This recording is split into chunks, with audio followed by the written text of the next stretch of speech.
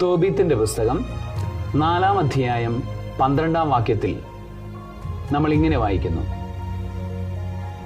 നിന്റെ പൂർവികരുടെ ഗോത്രത്തിൽ നിന്ന് മാത്രം ഭാര്യയെ സ്വീകരിക്കുക, അന്യജനതകളിൽ നിന്ന് വിവാഹം ചെയ്യരുത്, നാം പ്രവാചകന്മാരുടെ സന്തതികളാണ്. ഈ 4-ാം അധ്യായം മുഴുവനും തോബിയാസ് എന്ന് പറയുന്ന തൻ്റെ പുത്രന് നൽകുന്ന ഉപദേശമാണ് നമ്മൾ വായിക്കുന്നത്.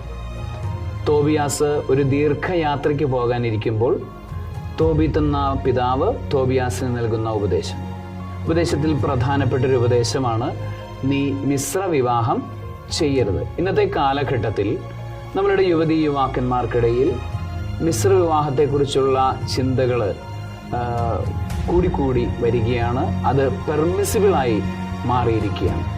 ഈവൻ നമ്മളുടെ മാതാപിതാക്കൾ പോലും അത്തരത്തെക്കുറിച്ച്